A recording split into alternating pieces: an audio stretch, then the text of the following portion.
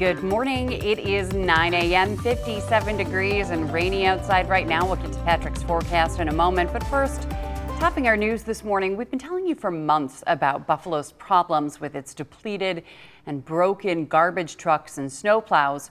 Well, now the man in charge of them has been fired.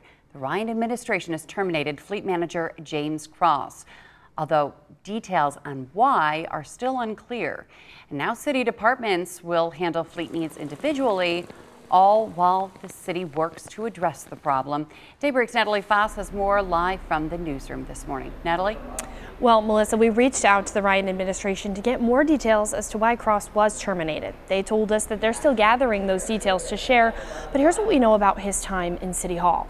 He was hired back in 2023 after the Christmas blizzard when the Common Council pushed to hire a designated fleet manager. The Ryan administration tells us that he'd been assigned to the Department of Finance and Administration and has been directed to initiate a new leasing system to replace aging vehicles.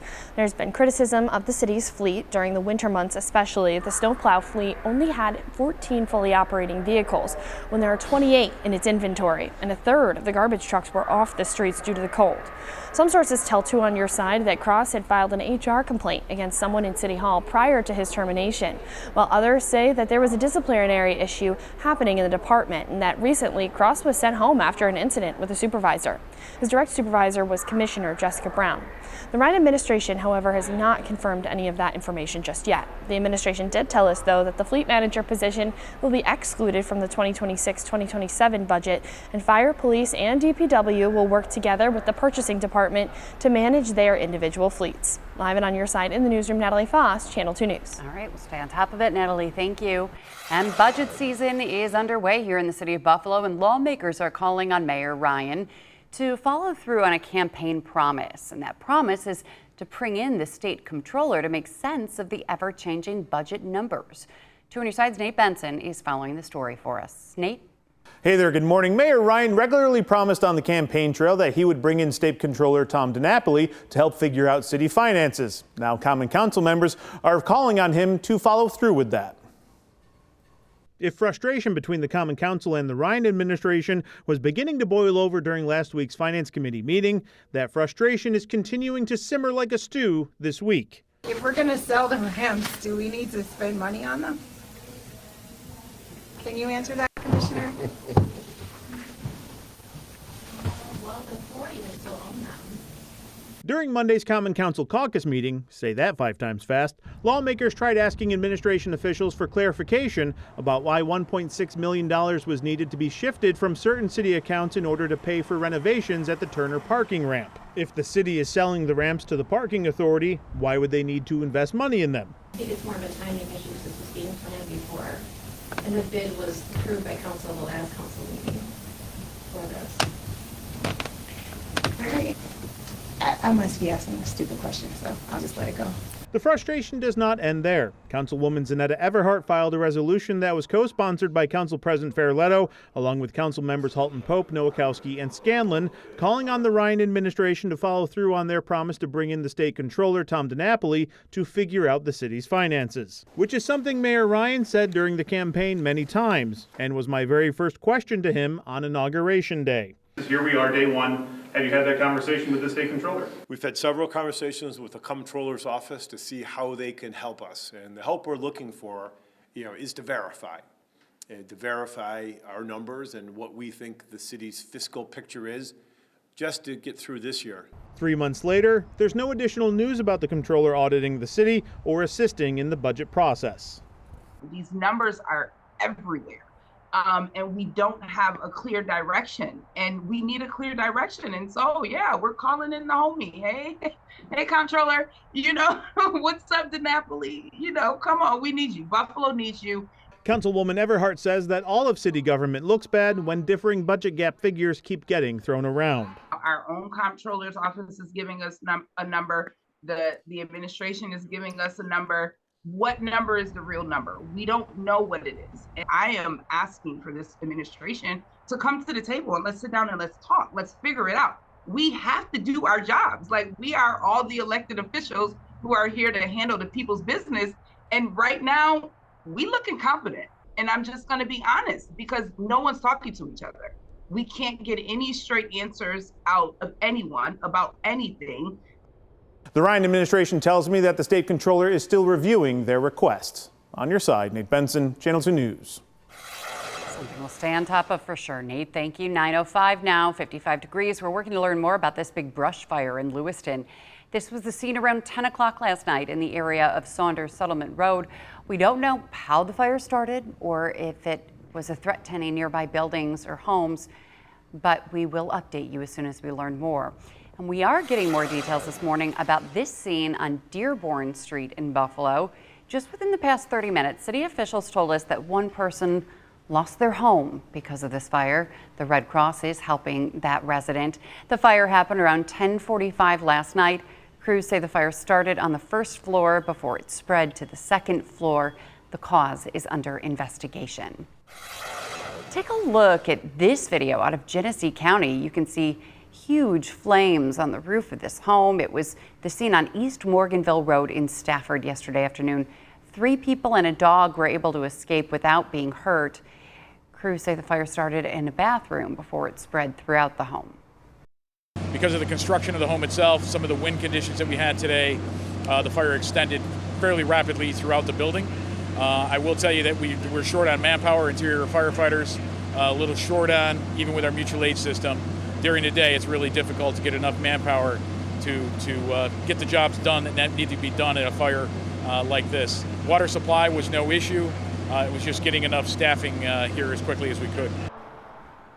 The fire official also added that his fire department is so limited on manpower during the day because most of their volunteers are working other day jobs during the time. A Niagara Falls woman who stabbed and killed her 48-year-old mother will spend the next 20 years in prison. 30-year-old Celeste Bomberry was sentenced yesterday morning to 20 years for killing Jenny Blackwell. Police say Blackwell was killed last March inside the apartment that the mother and daughter shared on Main Street in the Falls. Niagara County District Attorney Brian Seaman said the sentencing brings this tragic case to a close. Well, we now know just how much Western New Yorkers turned out and showed their support for TSA agents impacted by the government shutdown. We told you last week about this gift card drive held at the Buffalo airport. Well, now we know it raised $21,000, according to organizers. Officials say the outpouring of support shows just how much the community does appreciate those frontline workers. Most TSA workers did get their first paychecks in more than a month yesterday. And crews were working to remove this semi-truck that was stuck under a railroad bridge in Buffalo. City engineers told our photographer the intersection of William and Fillmore will stay closed on the eastbound side until the truck is removed and the rail company that owned the bridge will send inspectors to evaluate the bridge. It is a common sight all throughout the city of Buffalo, large, vacant, historic buildings. And while they sit there collecting dust, some people want to restore the legacy of those buildings. We need to make sure that we are not just preserving these family memories or these buildings that gave so many families their start to be able to provide for a future, but we have to preserve the architecture here in Buffalo that has made Buffalo so great. A bill in the state capitol could help bring new life to some of Western New York's largest vacant buildings by expanding state tax credits. The State Historic Preservation Office says statewide 35 properties could qualify, including Buffalo Central Terminal, the Richardson Olmsted campus, and the AM&E's building. These tax credits are vital in making these projects work. I want to remind people that 14% of all the tourists that come to Western New York, 14% of them come for architecture. They come for historic preservation. We have funding from the Regional Revitalization Partnership, but it is just not enough to get us to redevelopment, and this bill will help, as Mitch said, for us to pencil out the redevelopment and really move it to the next stage. Now, this applies to historic properties, or so-called white elephant buildings that have been vacant for at least 10 of the past 15 years and require more than $50 million to rehabilitate. If passed, the proposal would increase the maximum state tax credit to $15 million for qualifying buildings and projects.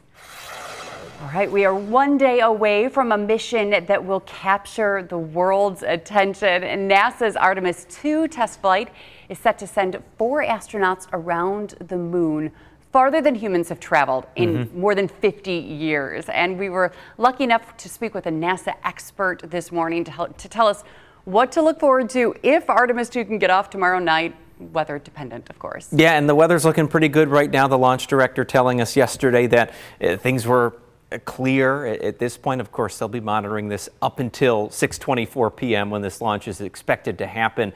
As you mentioned, Melissa, the first crewed flight of the Artemis program, Artemis II, there was an Artemis I. They're going to be going around the moon, the back side of the moon, dark side of the moon, further than any crew has gone before.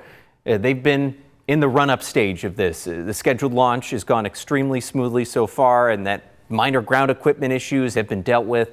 They're also optimistic, again, that forecast at Kennedy Space Center, always up in the air up until last minute. This 10-day mission marks another step toward getting humans back on the moon with the goal of establishing a lunar colony within the next 20 years, which seems insane. The crew will travel aboard the Orion spacecraft, this new spacecraft, which they'll be testing some critical systems on, that could carry astronauts deep into space in the future, eventually Mars.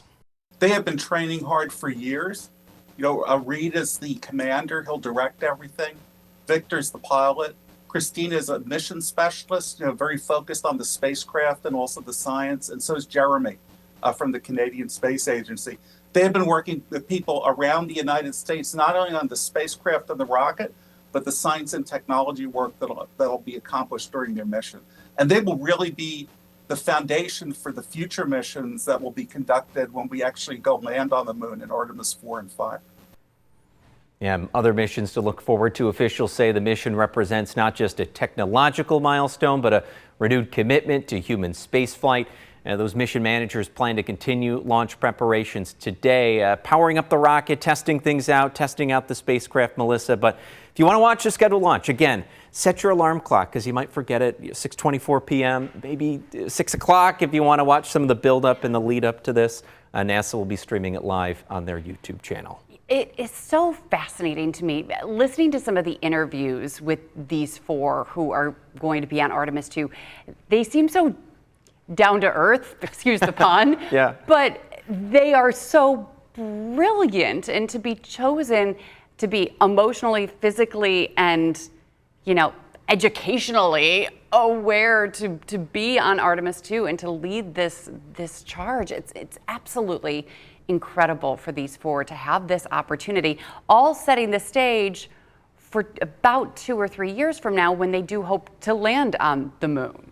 Yeah, and they each have their specialties, so they'll be focused on those, but also working as that team, having backup systems in place and having backup knowledge as well. They're all in quarantine right now waiting for that, so I'm sure they're a little anxious about getting out of that quarantine and just getting out. So they're like, let's go, come on, here we go. And what a great learning experience for kids too. So if you are home tomorrow evening with your kids, around the dinner table or after dinner, sit down, watch this with them, and maybe today show them the moon landing from 50 years ago, Buzz Aldrin and Lance Armstrong, to show it has been this long since man has touched the surface of the moon. Now that's not going to be happening this time. No one's getting out of this spacecraft, but to prepare for that once again. That's what this is all about. And I think the coolest part that I thought was when you look at the route that they're taking, they are going way further beyond the backside of the moon than any other spacecraft, manned spacecraft, has gone before. So that's kind of the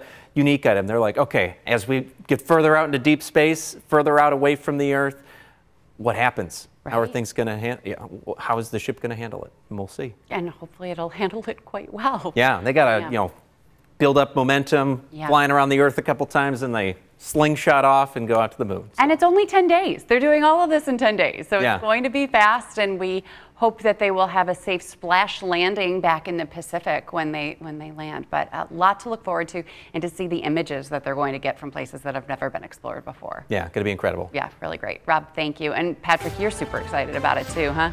Finally, if they do a moon landing, we can prove the moon is not made of cheese. That'll come the next time. That's when they actually. I can't wait to see what they might see on the other side of the moon. It's a part of the moon that's never been witnessed or ever seen. I mean, think about that. The rover is, or the Artemis is going to go on the other side, so we can see the dark side of the moon. Crazy to think, yeah, we see the face of the moon, the same kind of face, just the way the orbits work. So that'll be pretty cool. Scattered thunderstorms. The rain is occurring right now. Pretty steady rain in Buffalo. Early showers tomorrow. A flood watch continues. However, it does appear that additional rain is over for tomorrow.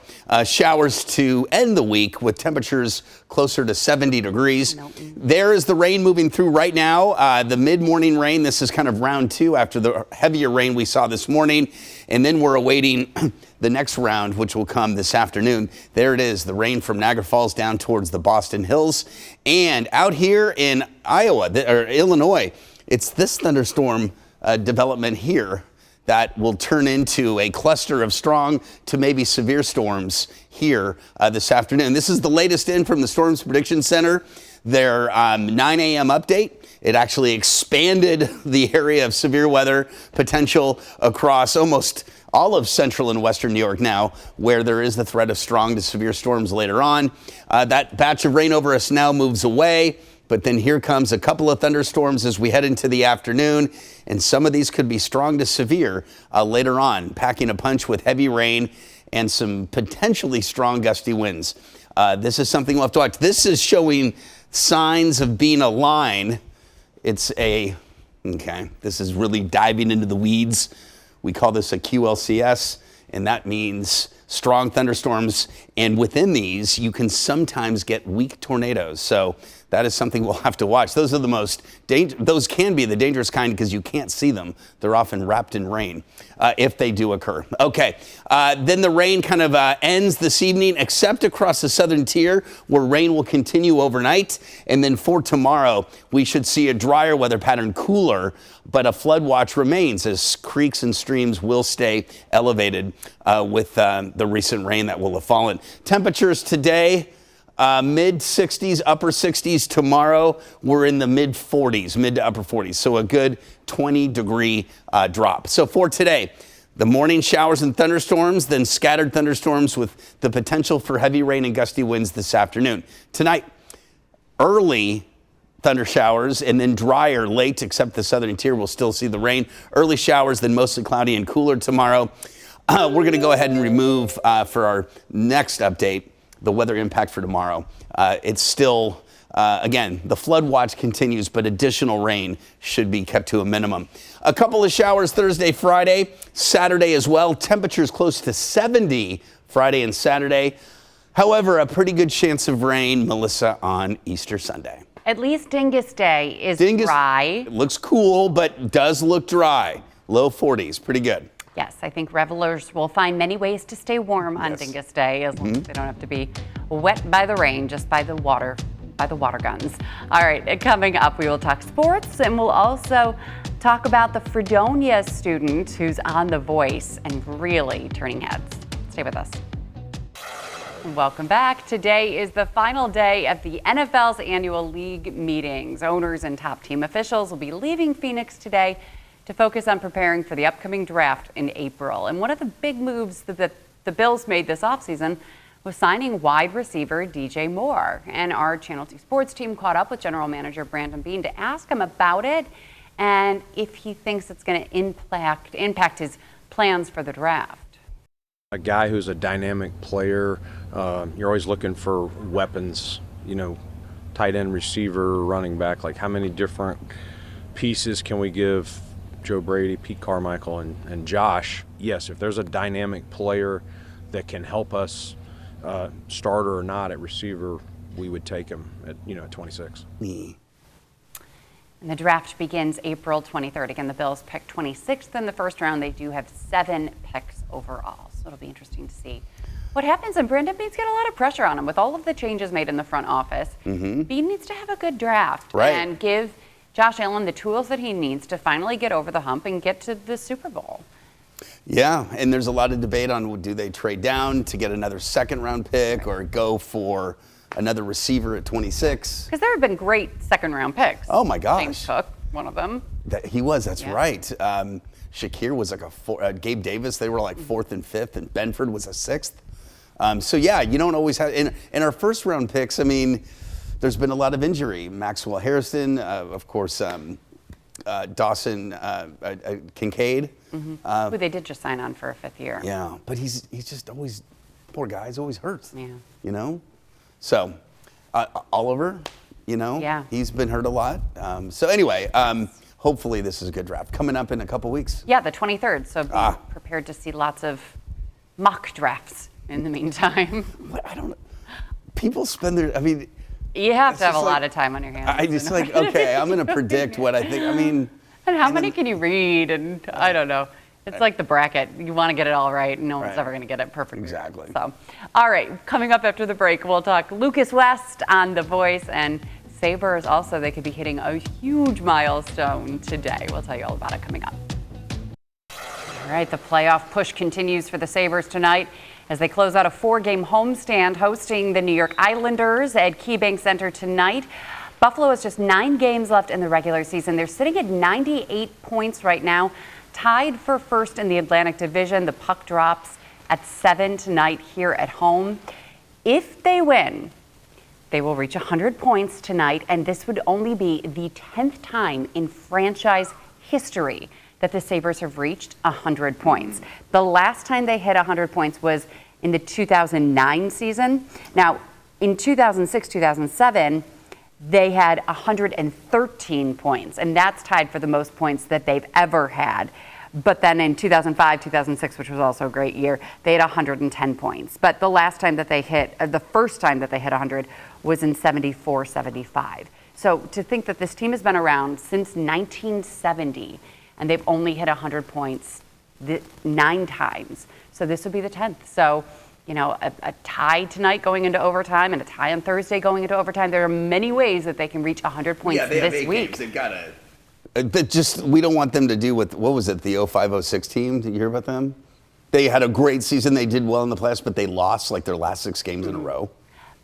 You know, kind of like how we're getting end strong. Come on, end strong. Right. But the Sabres still, as of right now, have a 99.9% chance of making the playoffs. This is going to be really exciting. So we hope that they can keep the momentum alive and win tonight, and then they play again on Thursday. They believe it's Ottawa. I could be wrong about where they're playing on Thursday. But yeah, so keep watching. Oh, I'm sorry, where? Oh, okay, where we're going to next in the show, not with the Sabres. Okay, next in the show, we're going to be talking about Lucas West right now. He is a SUNY Fredonia senior, and he was on The Voice last night, battling out to make it another round. Take a listen. It comes down to reality, and it's fine with me, because I've let it slide. I don't care if it's Chinatown or Riverside. I listened to this whole thing on repeat multiple times. Really? Because I was listening. How did and you hear it? Where? He posted it on YouTube, or The Voice posted the whole thing on YouTube a couple days ago. Oh. And then they got right to the point of who are they going to pick, and they cut it off right there, so you had to watch to find out. But Kelly Clarkson said that Billy Joel would be proud of his performance, and take a look at how it ended up. The winner of this knockout is Lucas. Lucas, congratulations!